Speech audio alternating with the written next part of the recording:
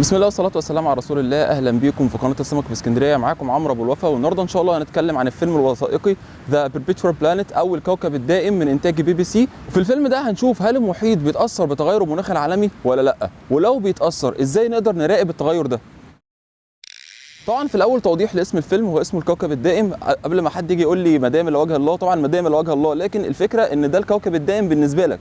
يعني انت بنسبه 99.9% مش هتعيش على كوكب تاني غير ده، فده بالنسبه لك الكوكب الدائم بتاعك. رحلتنا هتبدا مع سيلفيا ايرل. سيلفيا ايرل دي عباره عن مستكشفه وعالمه وباحثه، عملت انجازات كتيره جدا في اعماق المحيط، واكتشفت حتت كتيره جدا من اعماق المحيط، وخدت جوائز كتيره جدا عالميه. بدات قصتها مع المحيط وهي صغيره خالص في فلوريدا. اول مره خالص بتقول لك استنشقت فيها الهواء تحت الميه، حسيت بقى ان دي حاجه مثيره ان انا هنزل بقى اتفرج على السمك وكده، لكن اتفاجئت ان العكس هو اللي حصل، والاسماك هي اللي جت تتفرج عليا. لحد ما كبرت وهي بقت شغوفه جدا بالمحيط وعايزه تستكشفه كله، وصلت لاعماق محدش قدر يوصل لها قبل كده، اعماق فوق ال 300 متر. والجميل في الموضوع رغم ان هي عدت سن ال 80، يعني هي مثلا مواليد 35 فمعديه 80 بحبه حلوين، ومع ذلك لسه لحد دلوقتي بتغطس. قلت لي بقى انت عندك حجر معسل بقى بكام؟ المهم هي بتقول كنا معتقدين ان المحيط اكبر من الانسان يعرف يأذيه، لكن اتضح ان احنا مخطئين، وان المحيط النظام البيئي فيه على حافه الانهيار، ولازم يكون في طرق حديثه لمراقبه المحيط ده ومراقبه التغيرات اللي بتحصل في المحيط. اول مكان هنروحه هو الحيد المرجاني العظيم في استراليا. بيقولوا ان الحيد المرجاني العظيم ده هو اكبر كيان حي على وجه الارض، وممكن تشوفه من الفضاء،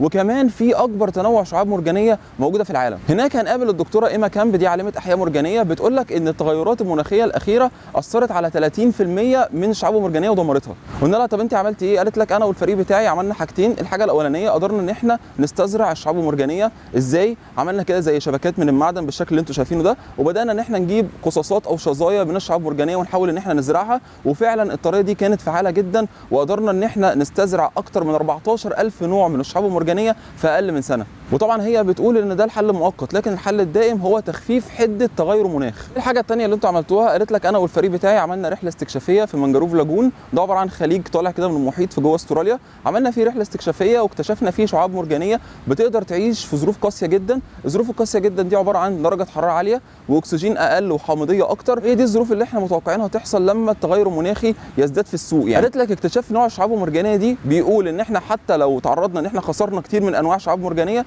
لكن بعض الانواع هتقدر تعيش حتى في الظروف الصعبه. سيلفيا بتعلق وبتقول يا جماعه الحاجات اللي احنا بنكتشفها دي مش بنكتفي بيها لنفسنا، لا ده احنا كمان بنشاركها مع العلماء على مستوى العالم. المكان اللي هنروحه بعد كده هو جزيره الملك جورج في القطب الجنوبي. هناك هنلاقي بروفيسور اسمه ميشيل اندريه، وهو ده بروفيسور متخصص في حاجه غريبه جدا، هو عالم صوتيات بحريه.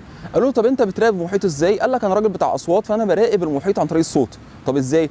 قال لك انا معايا اللي هو الجهاز ده، بقدر ان انا انزله في الميه، ويقدر ان اللي يحول الاصوات في المحيط لاصوات بشريه مسموعه، اقدر اسمعها بودني بشريه. قالوا له ايوه، يعني ده ازاي بيديك مؤشر على صحه المحيط؟ قال لك لا، كل ما تنوع الاصوات بيبقى كتير، كل ما ده دليل على ان البيئه كويسه وفي حاله حيويه. وبيقول لك ان ضوء الشمس كده كده مش بيخترق الا اول كام متر من الميه، بقيه الاعماق كلها ضلمه، بالتالي الاحياء البحريه اغلبها بيتواصل بالصوت. مثال على كده الحوت اللي بيعمل اصوات زي ما انتم سامعينها كده.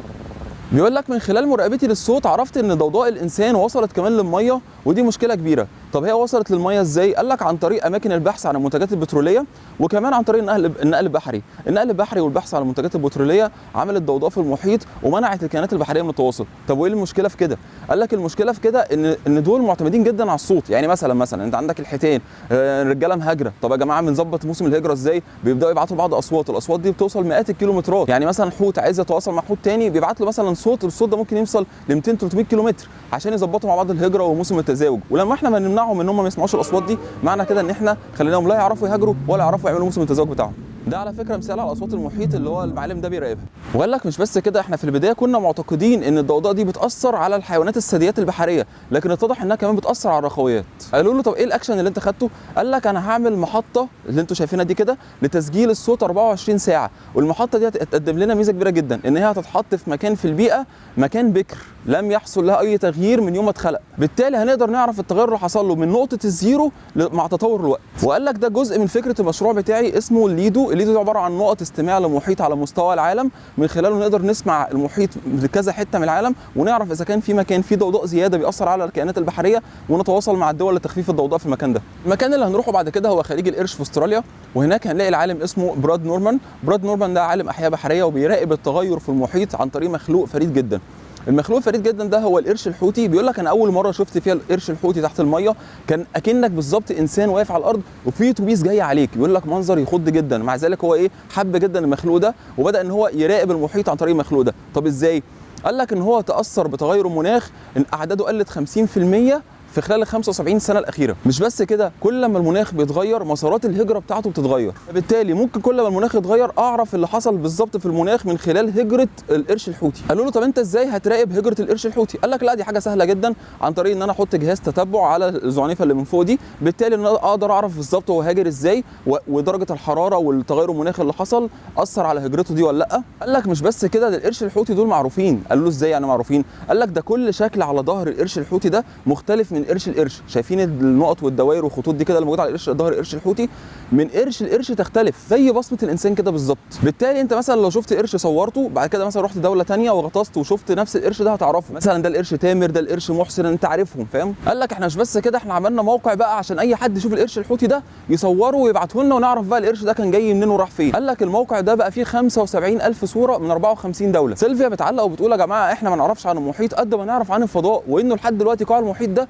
ما عملناش خرائط غير ل 15% من قاع المحيط. المكان اللي هنروحه بعد كده هو مضيق خليج تشيلي باتاجونيا، وهناك هنلاقي الدكتوره عالمه الاحياء البحريه الدكتوره فريني هوزمان. هناك بتراقب هي المحيط وفريقها عن طريق التنوع البيولوجي. ليه؟ لان هو المكان ده اصلا فيه كائنات كتيره جدا وحيوانات كتيره جدا، فالتنوع البيولوجي هناك هو الدليل ان الطبيعه هناك كويسه. تقول لك الطبيعه هناك فيها تنوع بيولوجي خطير جدا، لدرجه ان اصلا كان في مكان في الخليج ده المفروض ان هو فيه شعاب مرجانيه، درجه حرارته لا تسمح ان هو يكون فيه شعاب مرجانيه، لكن عن طريق الاجهزه الحديثه والروبوتات اللي كانت معاهم قدروا ان هم يوصلوا لاعماق كبيره جدا تحت الميه، واكتشفوا مش بس شعاب مرجانيه، ده اكتر من 500 نوع شعاب مرجانيه، لدرجه ان هم قعدوا 10 سنين يكتشفوا في المكان ده. وساعدها في الانجاز ده علماء من 25 دوله، وجمعوا كل الانجازات دي في مرجع. المرجع ده بقى هو الدليل الكامل للاحياء المرجانيه اللي موجوده ايه في باتاجونيا. قالوا لها طيب يا دكتوره فريني، طب دلوقتي المناخ بيتغير، هل ده اثر عندكم؟ قالت لك لا ده مش بس المناخ، ده احنا اول ما وصلت اصلا المنطقه ما كانش فيه غير 3 مزارع سلمون. وقبل بس دماغك ما تروح بعيد المزارع اللي هو الشكل اللي في مصر، لا ده شكل مزارع السلمون وهو ده شكلها ماشي.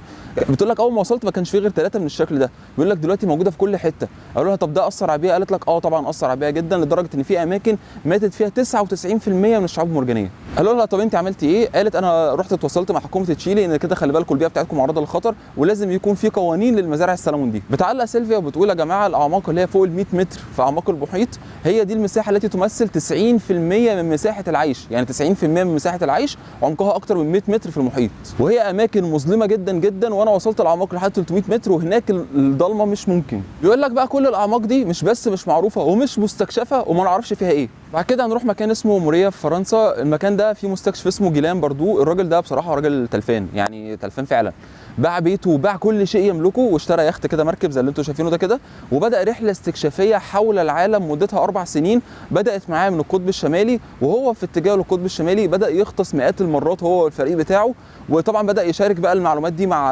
علماء كتيره جدا، وبدا ان علماء كتيره جدا يجوا يشوفوا هو بيعمل ايه بالظبط، لدرجه وصل 40 عالم ساعدوه في القصه دي. اخر حاجه وصل لها قال لك لا يا جماعه انا مش هينفع اغطس، لا انا شوفوا لي حاجه افضل قاعد تحت. طب هتعمل ايه؟ قال لك انا هصمم كبسوله، الكبسوله دي تبقى كانها اوضه كده انا اقعد فيها تحت الميه لمده ايام. فعلا بمساعده العلماء اللي معاه والناس دي كلها قدر فعلا يعمل كبسوله، والكبسوله دي تنزل تحت الميه ويقعد بقى ايه بالايام تحت. بيقول لك بقى يعني انا اكتشفت ان الحياه تحت الميه في بعض المخلوقات عندها حياه يوميه زي الانسان، يعني معروف مثلا المخلوق ده بيطلع الساعه 7 الصبح مثلا، والمخلوق ده مش عارف بيرجع الساعه 2 الظهر، مش عارف القرش ده كل يوم بيطلع يجيب الجرنان، مش عارف السلحفاه واقفه في طابور العيش. قال لك لا ده في نظام يا جماعه، مش كل المخلوقات بتمشي في نظام الهجره وكده. طبعا بعيدا عن الهزار هو عمل استكشافات علميه كبيره جدا، وقدر ان هو يشارك الاستكشافات دي مع ال 40 واحد اللي ساعدوه مع علماء كتير على مستوى العالم. المكان اللي هنروحه بعد كده هو بيرو، وهناك هنلاقي العالمه كريستين بتقول لك انا بالنسبه لي صحه البيئه دي اعرفها من خلال حيوان معرض جدا للانقراض وحيوان نادر جدا. الحيوان ده هو سمكه شيطان البحر. هي على فكره اسمها شيطان البحر عشان عندها قرنين مش عشان حاجه. بتقول لك انا كنت موجوده في بيرو بحاول ان انا ادور على سمكه شيطان البحر دي، واكتشفت واحده طولها 7 متر، وده دليل ان البيئه في المكان ده بيئه خصبه جدا وبيئه صحيه جدا، وبالذات ان السمكه اللي انا شفتها كانت هاديه وشكلها قويه جدا وصحتها كويسه. مشكله بيرو ان عمليه الصيد فيها كتيره جدا، الصيادين هناك بيصطادوا كتير جدا في المحيط. اول حاجه عايزه تعملها ان هي تقنع الصيادين ان هم ما يصطادوش الانواع السمينه دي من الاسماك. طبعا وهي رايحه لهم لقيت واحد اصلا معدي بسمكه قرش قدامها، وواحد تاني هو بيصور بسمكتين. قلت لك لا احنا نعمل توعيه. التوعيه دي عباره عن ايه؟ التوعيه دي عباره عن ان السمكه ممكن ممكن تسيبها في الميه عايشه، سمكه نادره زي كده تبقى عايشه، وان السياح والعلماء يجوا يراقبوها، وقصاد كده انت بتنشط السياحه وبتنشط عندك يبقى عندك مصدر دخل من الزوار اللي جايين من بره. فعلا بدات تعمل حملات في الشارع وفي المدارس وفي كده، وقالت لك المدارس اهم شيء، لان الثقافه دي بالذات لازم توصل للاطفال بحيث ان الحاجات دي تكبر معاهم، كل لما يكبروا الحاجات دي تكبر معاهم، واحترام البيئه يكبر معاهم، واحترام الاصناف النادره يكبر معاهم. فعلا بيرو في الاخر عملت قانون يمنع صيد وبيع سمكه الشيطان او سمكه شيطان البحر يعني. سيلفيا بتعلق وبتقول واحنا صغيرين كنا مفكرين ان المحيط اكبر من انه يفشل، بس والله ما حدش كبير على الفشل اختي والله. كل ده واحنا بنتكلم على انجازات العلماء التانيين. طب بقى سيلفيا ايرل بقى اللي هي معانا من اول الرحله وهي الاب الروحي للناس دي كلها عملت ايه؟ سيلفيا ايرل عملت منظمه غير ربحيه اسمها ميشن بلو. سيلفيا بتقول ان عشان المحيط اللي هو القلب الازرق للكوكب يفضل عايش وكويس وسليم، لازم نحافظ على نسبه 30% نعملها محميه طبيعيه. يعني ايه محميه طبيعيه؟ زي اللي موجوده عندنا في مصر محميات طبيعيه ما حدش بيلعب فيها. فهي عملت المنظمه غير الربحيه دي اللي اسمها ميشن بلو، بتعمل نقاط للحمايه للمحيط على مستوى العالم. كل نقطه من نقاط الحمايه دي اسمها هوب سبوت او نقطه امل. مثال على كده، هي راحت جزر السيشل، ايوه هي بتاعت سعد زغلول، راحت جزر السيشل عمل نقطه امل هناك وعينت عليها شخص متطوع، الشخص المتطوع ده شغوف بالبيئه. مثال على كده في جزر السيشل اللي هي انجليك اللي قدامنا في الصوره دي. طب وانتوا بتعملوا ايه في نقطه الامل دي؟ قال لك احنا بننظف الشاطئ، اي حاجه بتطلع من المحيط بنشيلها. مش بس كده، ده احنا كمان بنغطس في الشعاب المرجانيه ونشيل اي حاجه لازقه فيها. مش بس كده، احنا بندعو الصيادين ان هم يوقفوا الصيد فترات شويه. بتقول لك في جزر السيشل الموضوع كبير جدا لدرجه ان رئيس الجمهوريه نفسه مهتم بالموضوع. هو قبل ما تتخض يعني رئيس جمهوريه كاجوال، يعني راجل عادي، هو اللي حاطط ايده على كتفها ده. بتقول له فاكر ياض انا اول مره جيت فيها هنا كان انت عندك سنتين وما كناش بنحمي المحيط ده خالص.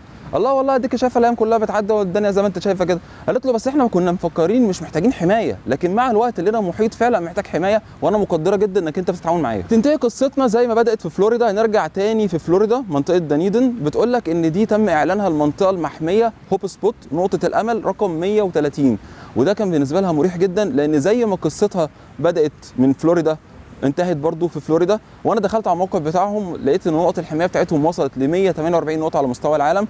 يا رب المحتوى يكون عجبكم، رايكم يهمني، يا ريت تقولوا لي رايكم في الكومنتات تحت، وصلي على النبي صلي.